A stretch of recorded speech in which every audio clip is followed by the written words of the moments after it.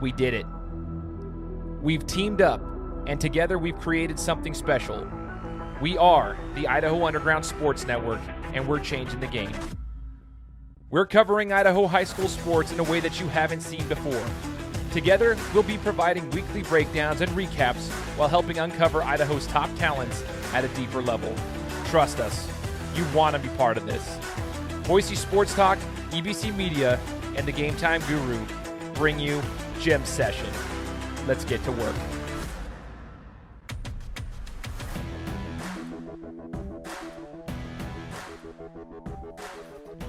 What's up, everybody? Welcome out to another episode of Gym Session, brought to you by the Network. I am Shane Larson from the Gametime Guru, alongside Sports Talk, AJ Niebergall from EBC Media. We're missing Lane from Cherry Films, but he's got other priorities such as school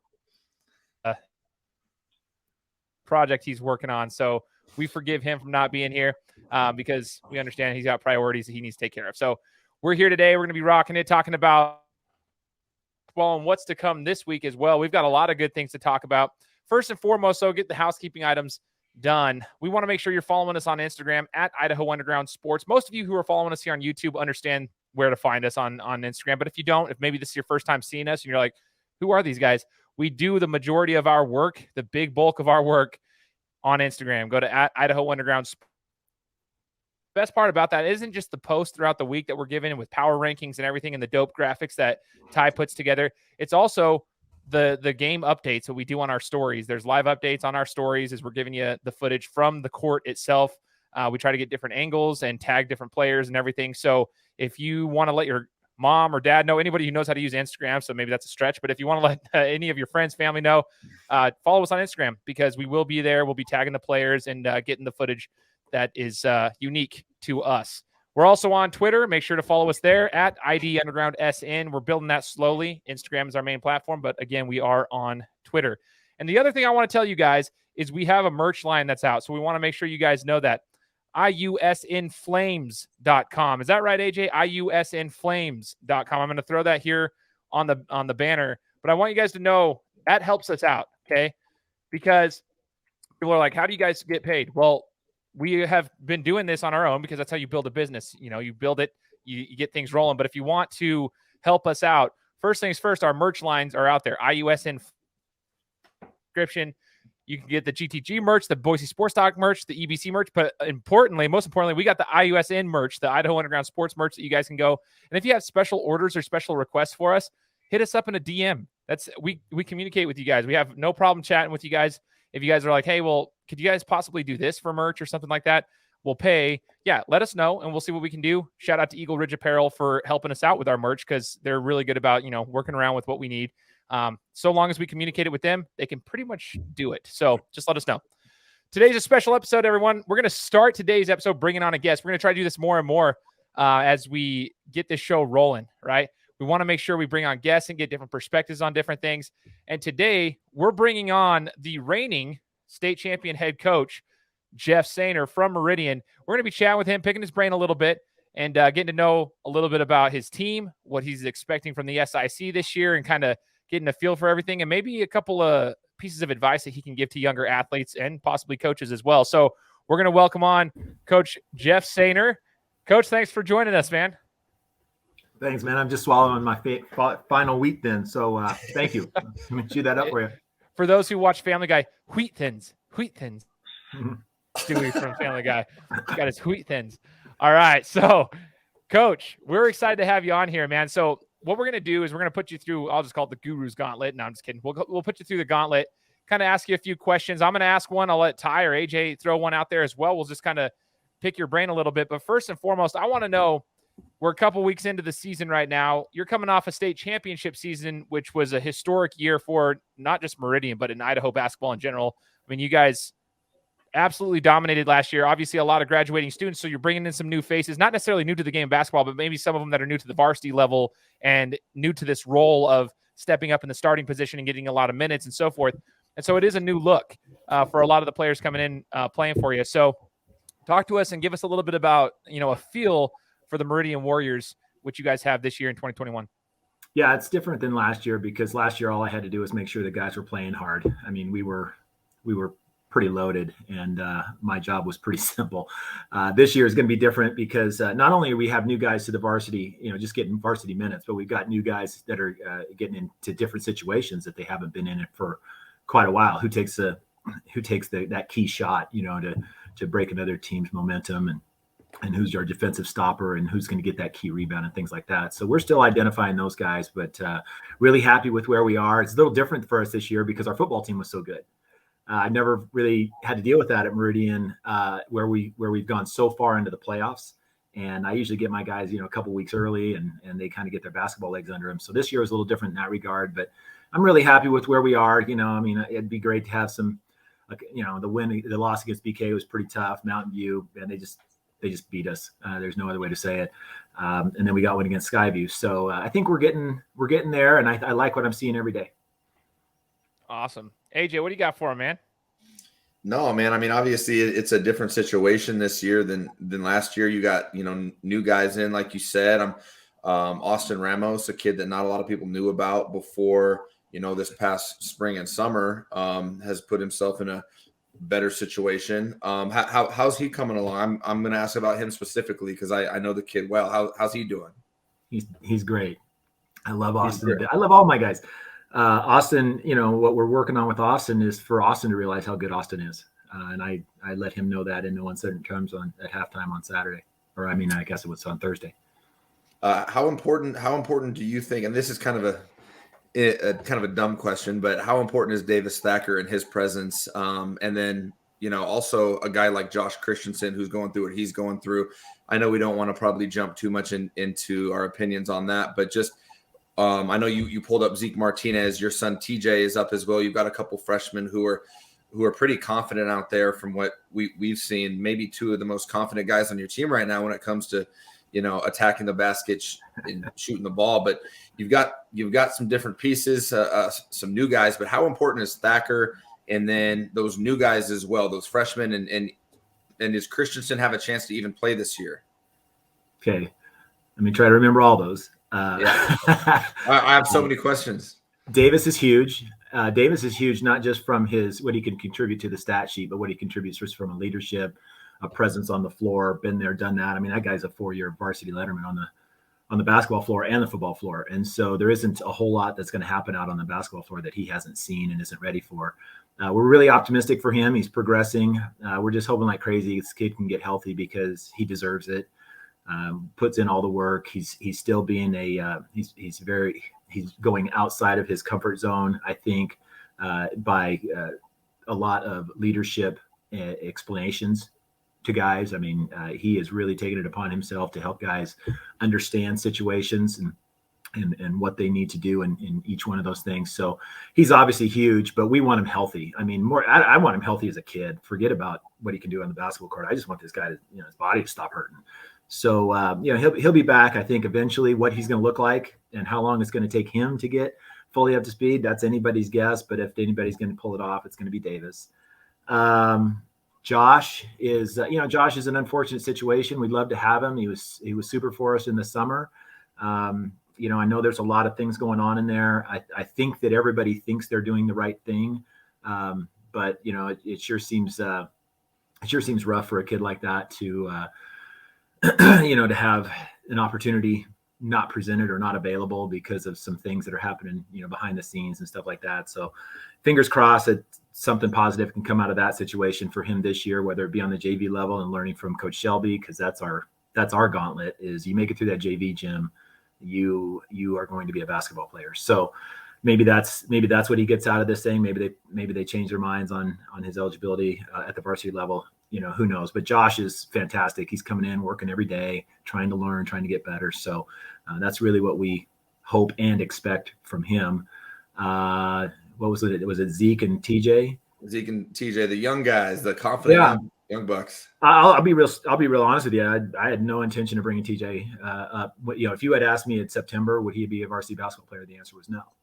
And he just kept improving. And it's funny what motivates people, because I got some uniforms in this summer and he texted me. I was at work and he texted me and he said, "Hey, can can I look through the uniforms? And I said, well, yeah, but remember, those are varsity uniforms, so don't get too excited. And he told me, I think a week into practice, he said, Dad, that was the most motivating thing I've ever heard in my life, was those uniforms aren't for you. So he's doing well, I mean, he had a rough start against BK. I pulled him in. He was really emotional about it.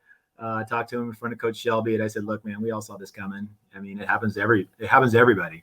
And he bounced back nicely, and we're expecting big things from him. Zeke is really special. I mean, this guy jumps into a starting spot on the football team, and the easiest position to play, right? Quarterback. So, and he did great there. And Zeke's a winner, man. Zeke is a guy that is used to carrying a team. And so we're not going to ask him to do that, but we like the fact that Zeke is used to being the guy. And I've got some guys on my JV squad that are really talented. And like we swung Duncan Pierce in the Skyview game. We gave him a quarter. And Duncan came in, didn't miss a beat. And we have those guys. We swing a guy to practice every now and again. And so you'll probably see a couple more of our younger guys show up on the varsity level for at least a quarter or two. Love that. Awesome. Ty, what do you got for Coach Sanor?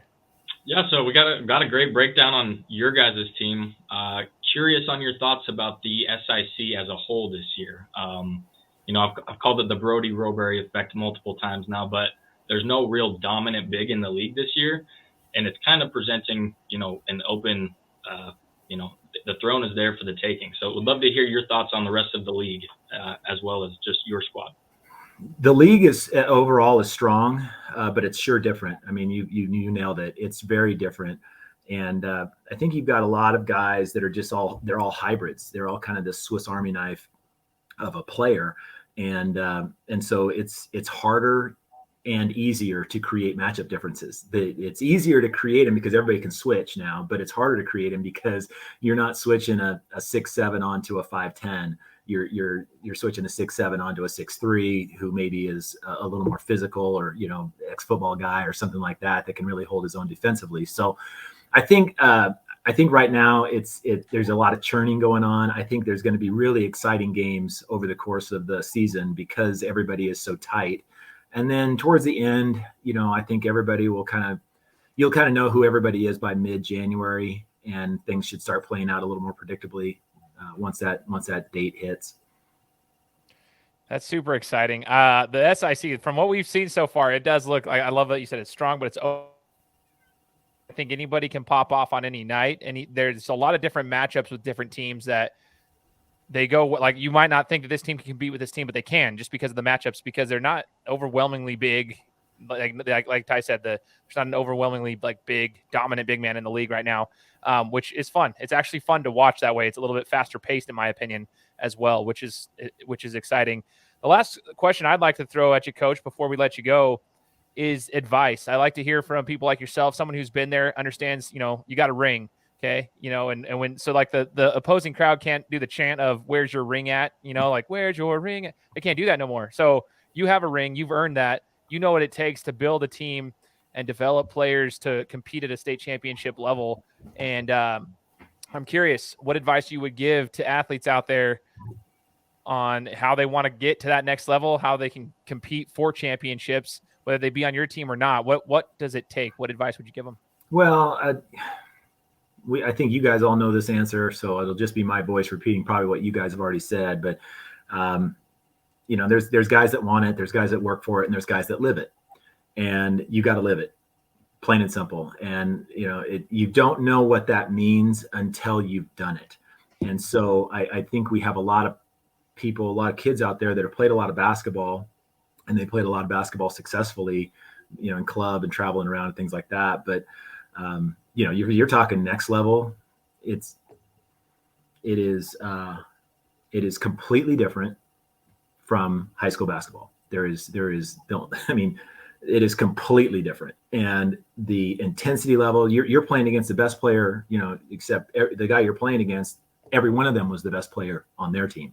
The guys that you're playing with, every one of them was the best player on their team. So you don't have this big drop off of talent between your really good guys and your next level guys. And so, if I was to give anybody advice, one is, here we are talking, but I got this one from Trent Johnson. So he says, usually the guys that don't know anything are doing most of the talking, and here we are on a podcast. So I got to take that with a grain of salt. But but really, it's a true statement. Is that you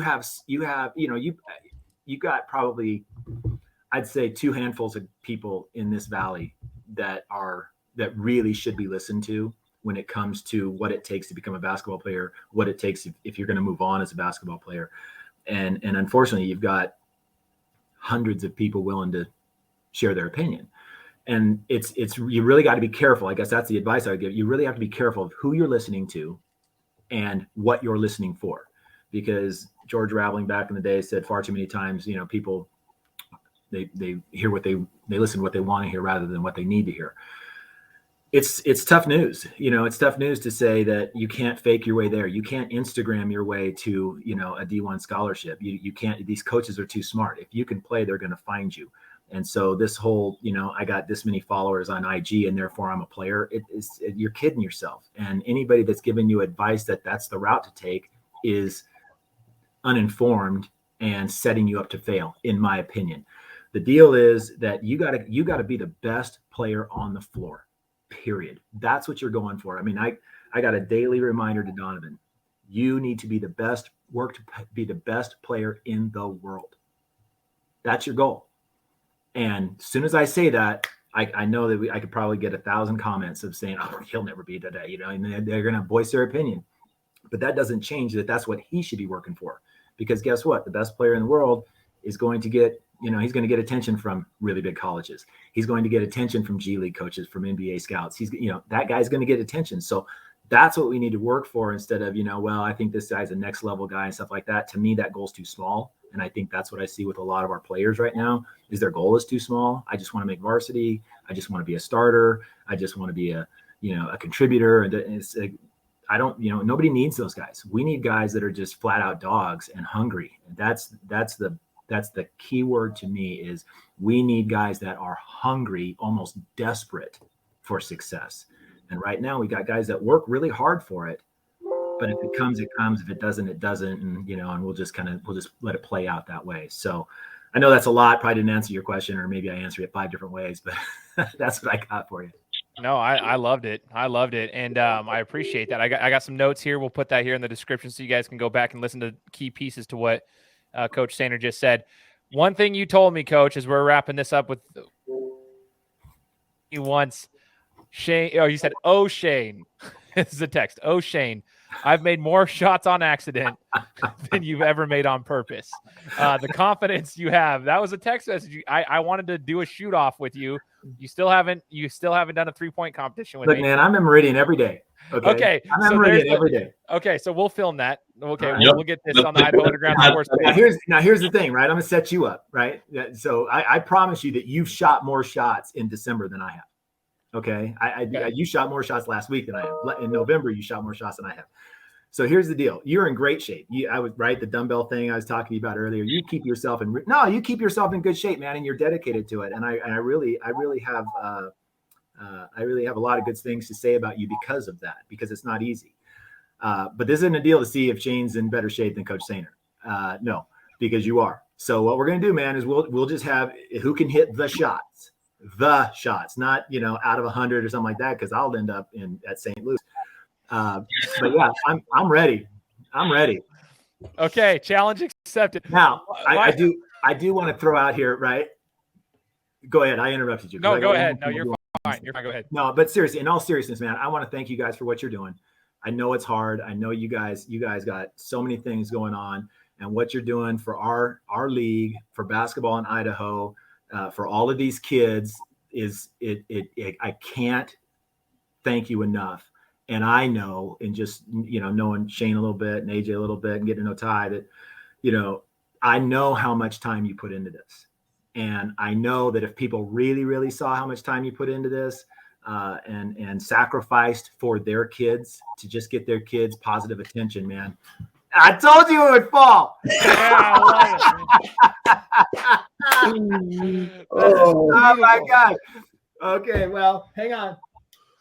All right.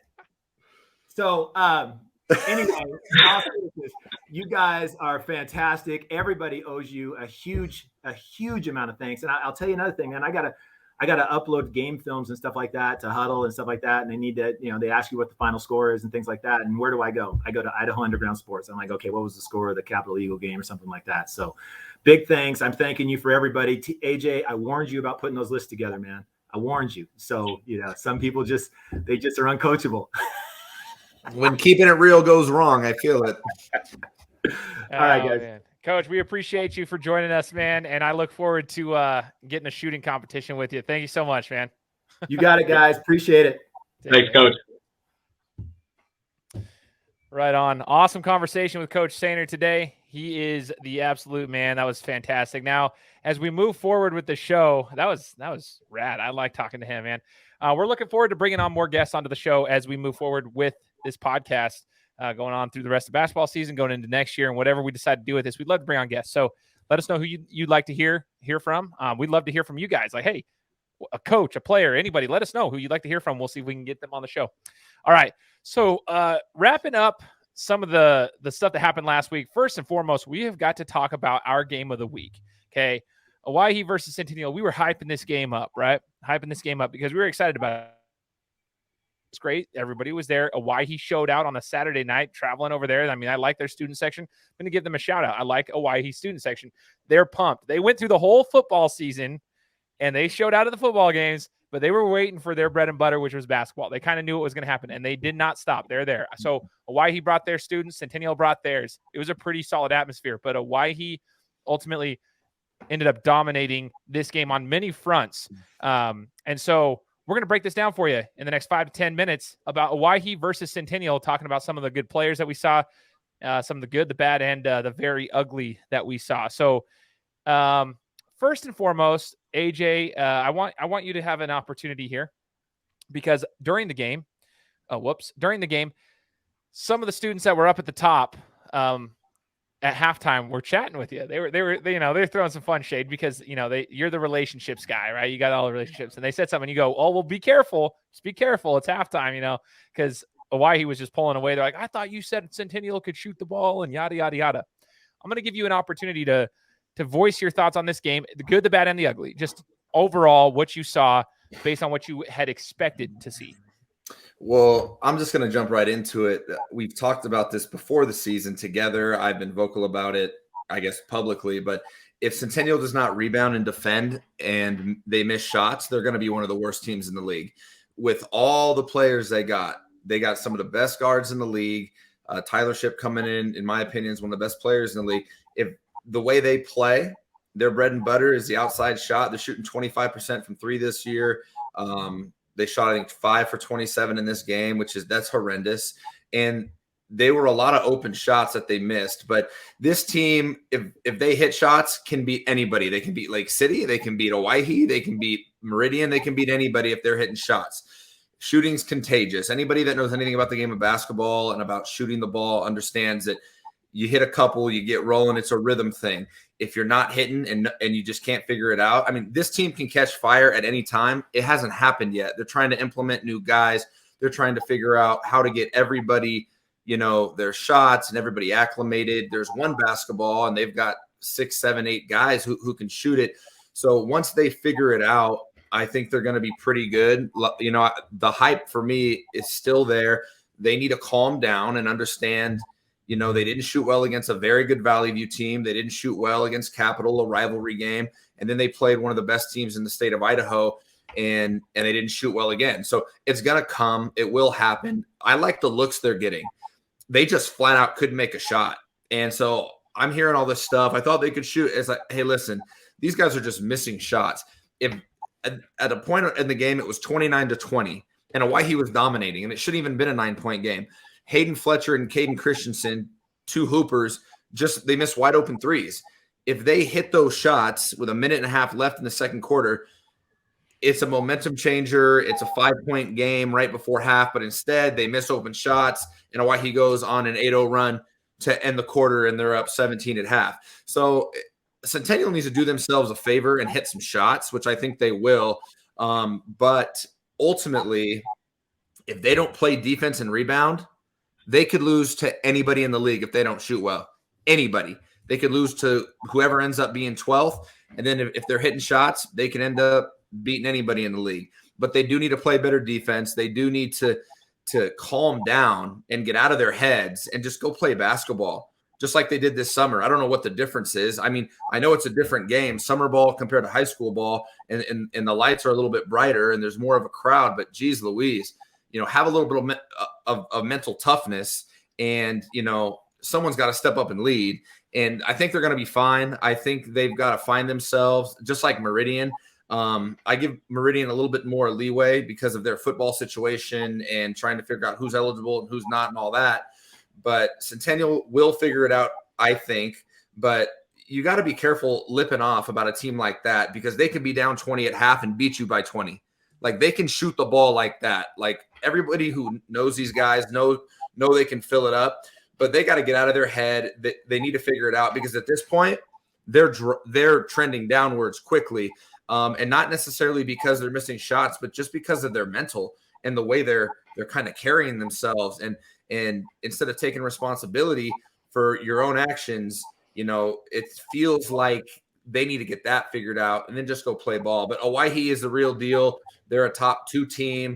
I want to see them in Lake City at some point. Jack Payne, Liam Campbell, 2 Division I kids, probably the 2 best players in the league. Owyhee's legit. Max Saavedra's shiftiness and ability to create space is very, very impressive. He can really finish around the basket. Kind of reminds me like Kyrie Irving going to the basket, just really crafty and can finish in awkward positions, uses his body well. But Centennial needs to figure it out, or they're going to end up in the lower half of the league and underachieve. So we'll see what happens. Totally. And I'm going to get Ty to break down the Owyhee side of things a little more as well. I took a note here, 29-20. For those who you're just looking at stats, you're like, oh my gosh, they blew them out. There are points in games that can make or break a team. That was the point of the game that I felt like it was the make or break. It was 21-8 at the end of the first quarter. Centennial had pulled that to 29-20 and had looks to break that in, like AJ just said. So just so you guys know, that was the breaking point, in my opinion, of that team. And like you said, the mental toughness, that run at the end of that second quarter just blew them out, and then they just never recovered. Like they fought back, broke, and then they were broken. That's just how it was. And that happens at this level of basketball. But that 29-20 point, just remember that. They were down 21-8, and they made their way back. They were chipping away at it, kind of making themselves within a striking distance. They started hitting some shots, and then they missed them, and they couldn't stop them on defense. But Ty, it's your turn right now. Owyhee. Let's hear your thoughts on Owyhee. You were able to come over there and catch the majority of the game. And dude, I mean, we were talking about it too. It was hyped up, but I want to know your thoughts on Owyhee. Break it down for us, man. Yeah, well, AJ and I talked briefly before the game. After the Centennial Capital game, Centennial only won by 10 points. And AJ and I were like, these guys might be in trouble against Owyhee Saturday night. Sure enough, they were. This Owyhee team, while they lack a true 5, like a true big, their entire squad is 6'3" or taller. I mean, it's a bunch of grown men out there. And what's interesting about that is they're all primarily underclassmen. So they've got a really good-sized team, obviously led by Jack Payne, who, his ability to do it all is just it's crazy. I mean, his passing, his blocking, his ability to see the passing lanes and jump passes, and then we saw the chase down block, the dunks, and his energy is it's strictly business. But I saw him actually smiling and having fun out there, which I mentioned recently that I think a lot of players forget to go have fun when they're playing high school ball. I know I did for sure. The fun was taken away, but if you have that fun and you're a talented player, nobody can stop that. So shout out to just the entire, what's the word I'm looking here for? Just the atmosphere that the coaching staff has put together and what this team is doing right now. You mentioned the student section traveling. I mean, that might as well have been a home game for Owyhee. Like, they were the louder crowd. I think it was probably just as many people there for Owyhee as there were Centennial. But all in all, I mean, just a big physical Owyhee team that can, they didn't shoot the ball extraordinarily well from the 3-point line, but they hit them when they needed to. And then second half, I mean, we talked about it also on that, AJ, all they had to do was feed the ball down low because, I mean, Centennial's size wasn't going to be able to stop that. So, if this team can get up on people early in games, they're going to be really tough to beat just with how balanced that they are. And if they can really start nailing the 3-ball, watch out, everybody. It's going to be a scary team. Yeah. Super scary. Go ahead. No, Bailey and Sherburne, like you were saying, Ty, are very physical on the wing, and they want to defend. Excuse me, Guru. They want to defend, and they know who to get the ball to. They take the right shots. I didn't see a ton from Rasmussen, the freshman, but you can see his ceiling and what he's got there. And with Liam Campbell doing what he did, I mean, offensively, he's probably the biggest weapon in the SIC. I had never seen him play a full game, and he dominated the game. And Jack Payne dominated, and he's just so good at, like you said, Ty, everything. Those two are going to be a problem. I don't know if they lose in the league this year. I think their biggest challenge is probably going to be Eagle or Mountain View, but wow was what I got from it. I was looking to see how physical they could get. With a lot of underclassmen, sometimes you get overwhelmed with things in certain games and big time moments. They were so physical, like across the board. They were scrapping. They had good body position on defense. I thought they all did really well. Like they all held their ground. I didn't think any of those underclassmen looked like they weren't ready for the moment. You mentioned Max Vedra, the point guard. I loved how he actually showed up to the game and he looked the part. Like he did not look overwhelmed. He's not going to be one of the guys who's going to take over and score 35 points. Maybe he will, but he will facilitate. He will finish around the basket, like you said, and he will create shots for his other team, like his teammates. He is good. Like he's hard. His little shifty handles, he creates a space, and then all of a sudden the defense is broken down already, and he looks the part. That's the first thing. Is like, okay, he's out here, he's comfortable. We just talked about Rasmussen. Like he's out there, dude. The dude's like 6'3", he's a freshman, and he's a monster. He looks the part. And one of the other things I wanted to touch base on is how they crashed the boards. So there were a few moments in there that I noticed. Shout out to Preston Sherburne. We've already said his name before, but they didn't shoot the ball extremely well from the 3-point line, like Ty was saying, but they crashed the boards. They follow. Their team is well coached. Andy Harrington, shout out to him. Well coached team, because they're flashy. Yeah, they have fun, but they're crashing the boards, and they're doing those simple things that suck, like following a shot, like a 3-point. Like nobody likes to run into the paint because it's extra. Because then if you don't get the board, you have to run back on defense. It sucks. But they crash the boards, and they do the little things. And I think that's it. You continue to do that and build that momentum. Like you guys said, I'll just echo it. They're going to be very difficult to beat. We want to give a shout out here to our hidden gem, Jack Payne, Player of the Week. Okay, massive shout out to Jack. Like holy cow. A couple of things I want to touch base on, then I'm going to let Ty talk real quick. One thing I noticed was, and somebody brought this up in the comments, not only his dunks, his athleticism. We already knew he was kind of a freak athlete. He's growing into his body even more, and he can do, but the fact that he can throw it down two-handed without really a gather, like he doesn't have to really run up to the basket. I was just so impressed by that. It reminds me of a kid I played against who used to play for Twin Falls. Then he went to Utah State. His name's Brady Jardine. Very similar in physique and just their athleticism. But that play that we had where Liam comes down, drives, dishes it to him, he just takes 2 steps and just throws it down two-handed, and he threw it easy and hard. That's the first thing. I think, like, dude, if you can finish around the basket without having to, run up and have no defenders on you, he's doing it in traffic. That's scary. Secondly, I wanted to see if Jack could shoot the ball. He hit a big-time 3 at the beginning of the game to, keep the momentum rolling. They start off, I think it was 7-0 to start the game. Big 3. So good on him for that. He's starting to shoot the ball more because at the college level, he's going to have to shoot the ball at his size. He's going to have to be able to shoot outside. And then the other thing I wanted to say, in the comments, they mentioned it. I thought about this at the same time. He got back on defense. They were having fun, but he dunks the ball and they're right back on defense. And I was like, dude, Jack, all right, that's the kind of leadership you want. Like you're having fun, you're doing your thing, you're cheering, you're bumping your chest, you're doing whatever, and you're smiling like Ty said, but you got back on defense and the hype was there. It was just, and that's it. That too, just like shooting, is contagious for the rest of your team. Ty, break it down for us. Yeah, I mean, we've kind of covered a lot of it. One thing I'll say is I don't even know if we can call him a hidden gem. If you don't know who Jack Payne is at this point, you're living under a rock. He's just a gem. I'm happy for him. I'm happy that he is in the system that he is now. I think he needed a coach like Andy for his senior year to help with the having fun part, right?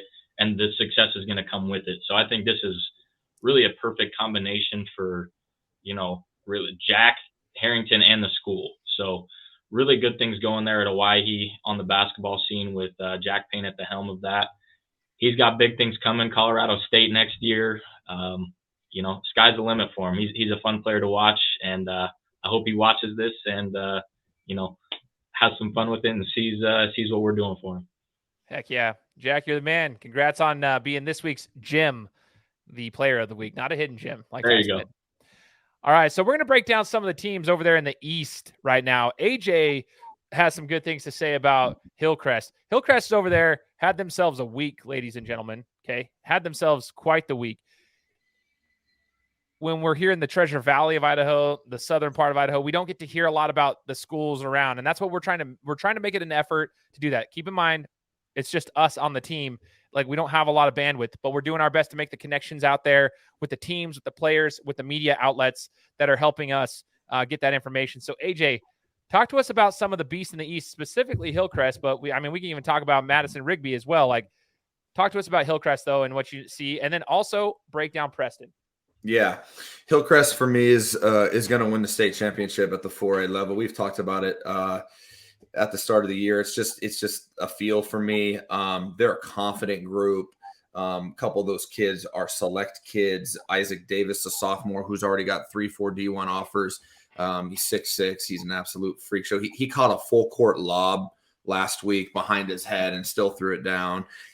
He's a freak. He's one of the best athletes in the state.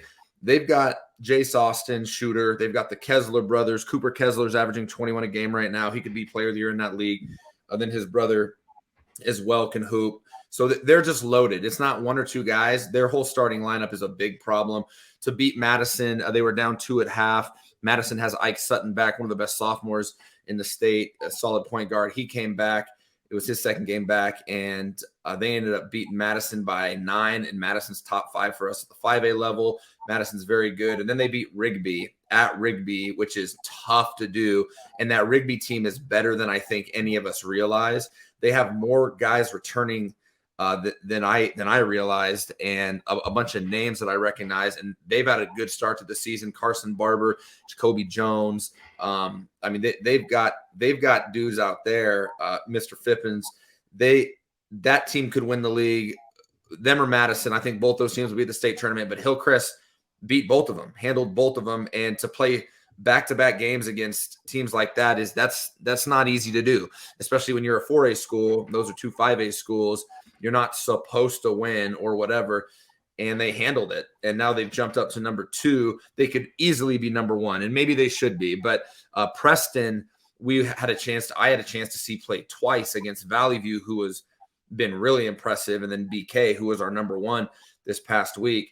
And Preston just completely they are so mentally tough and so well coached. Maybe the best coaching job I've seen since I've been out here. How organized they are, how every single guy has certain strengths, and they are put in positions to play to those strengths. Their sophomore point guard, Drew Jones, maybe is the best passer I've seen so far this year, at least. He is getting guys the ball in spots where they can be successful. He's simplifying the game. He takes high percentage shots. He doesn't force anything. They were really impressive. They got down double digits twice at BK, which is one of the toughest places to win. And they ended up winning at BK by 14. They don't get away from their stuff. They keep just being who they are, and they just wear you down. And they believe they're better than you, and they out physical you. Every one of those kids lifts weights. And like I said, it starts at the top, and you can see that they listen to Coach Jones. And then, of course, having his son at the point guard, being that high IQ point guard to keep everybody organized that everybody looks to, that's going to be super tough to beat. It makes sense why they've won 4 of the last 5 state championships at that level, and they've played in the last 5 state championships. They lost to Middleton last year, and it was a 4-point game with 2 minutes to go. So Preston is wow. Preston has been there, done that. They've been there. They've been doing that. So we put them at 1. Like I said, I think Hillcrest may be a little bit more talented, but Preston is a team that you're going to have to play very, very well to beat. And then, of course, Madison and Rigby are 2 of the top 5A teams. I think Madison's still trying to find a rhythm, get Sutton healthy, figure out what they're going to be. But Rigby losing to Hillcrest, that's not a big deal to me. It is impressive how close they played Hillcrest. I thought they could have beat them because it was at Rigby. That's a tough place to win, but Rigby, Hillcrest, Madison are probably 3 of the top overall 7 teams in Idaho. So for Hillcrest to win those 2 games is look out, because the Knights are coming. So go ahead, Ty. Go ahead. I just want to add, I mean, you mentioned those 4 or 5 teams, but Thunder Ridge, they competed with Rigby, 2-point loss to them. Blackfoot, Shelley, there's a lot of talent over there in the East, and it's fun for me personally to kind of, be able to talk about these teams and know that they're doing well. So hope everybody else is paying attention too, because the East is the real deal this year. Well, and I'm going to say one more thing. You just mentioned those other teams. Shelley's undefeated. Blackfoot that's your squad. They have been impressive. And we didn't even mention Pocatello with Julian Bowie, who's got a Boise State offer as a sophomore. And then their point guard, Ryan Payne, is one of the top facilitators in Idaho. They're coming to the Owyhee tournament. I'm going to watch all 3 of their games. They're a show. And then you've got the top freshman in Idaho at Century, Isaiah Harwell, who had a one-handed cock-back, put-back dunk the other day. I mean, the East is where the best basketball is right now overall. The most hoopers are back East. So the East, since I've been out here, I always feel like they're kind of overlooked, not talked about a lot. We got our guy Lars Sutton and Lyle Sutton out there. Sutton Media going to start getting us footage on them, and people need to pay attention because the East right now are the beasts in Idaho, and there's a lot of talent out there, like Ty said. So heads up for those guys. Heck yeah. Yeah, we want to bring the coverage to you. This is the Idaho Underground Sports Network, not just the Treasure Valley. Our best to keep doing this, and we appreciate all the guys out there, like everyone who is helping us out there, hitting us up, wanting to provide us this footage, because we can't make it out there. It's not like Ty, myself, and AJ can all just drive to week. It's not going to work that way. We need the help. So again, I'm going to ask you guys to do something for us, share our content. And then if you're out there and you're like Sutton Media, thank you. Like, send us the content. But if you guys want to get this word out there to more people, share our content, get the word out there so that we can get to more people. That's the whole point of this Idaho Underground Sports Network. We want to get that out there and uncover Idaho's top talents. Now, wrapping it up with what's on deck for this week, a big tournament at Owyhee. AJ just alluded to it right now. We've got some teams over there, Blackfoot and Pocatello, you just mentioned right there. We've got Minico, Post Falls, Lake City, Burley, Timberline, and Emmett, I believe, are all playing in that tournament. I was just reading that off the bracket. And that's the Owyhee Holiday Invitational. If you guys are here in the Treasure Valley, hit up that. The facility is really beautiful. It's brand new. So it's got the new feel to it. It hasn't been broken in yet, but it's a great place to go watch some basketball. So if you guys want to go catch some good, solid hoops, go catch the Owyhee Holiday Invitational. We'll be there covering some of those games. But I want to know what you guys are the most excited for. So I'll start with Ty, and then I'll go to AJ. What are you excited for this week, specifically talking about the holiday tournament, but any other games as well? It might be an obvious answer here, but I'm excited to see Lake City play. I only had a chance to watch them in the state tournament last year. They had a great outing, but excited to see, a little bit more matured squad. They've all kind of been there, done that at this point. So now it's their prove it year, if you will. For me, this is I'm predicting a Pocatello Lake City championship game. We'll see what happens there, but excited that round 1 Blackfoot Pocatello, that should be a really good game. But ultimately, I think this should be the Lake City tournament, in my opinion. I think this is theirs to lose, so it should be fun. But I love just really the randomness of all of these teams that are in here. You got 4A Emmett mixed with 4A Minico, and then the top 5A team in the state. It's a good assortment. Throw Timberline in the mix, Pocatello, like I mentioned.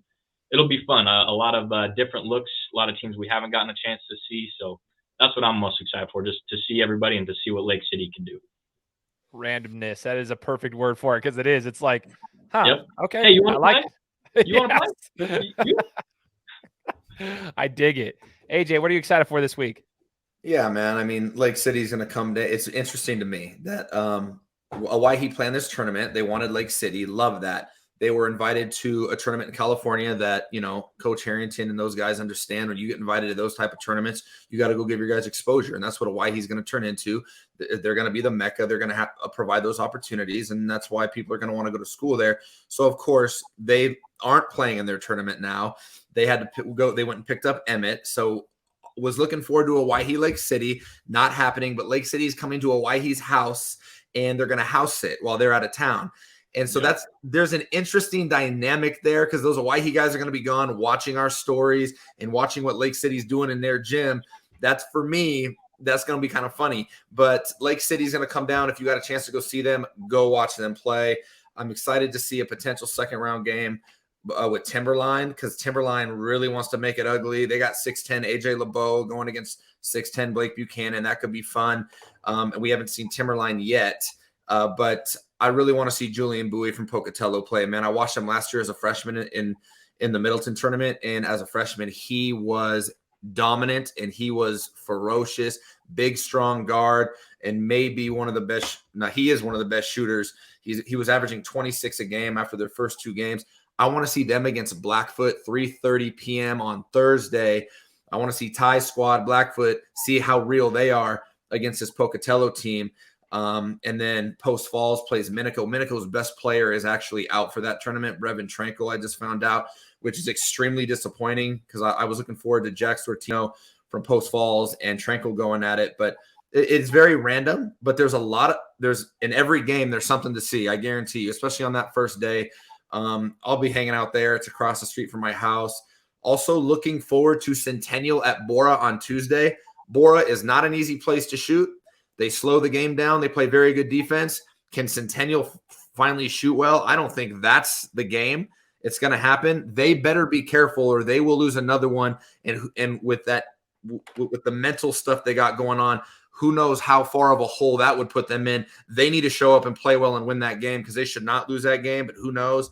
And then Rocky Mountain at Meridian. Rocky just beats Timberline, upsets a top 12 team for us.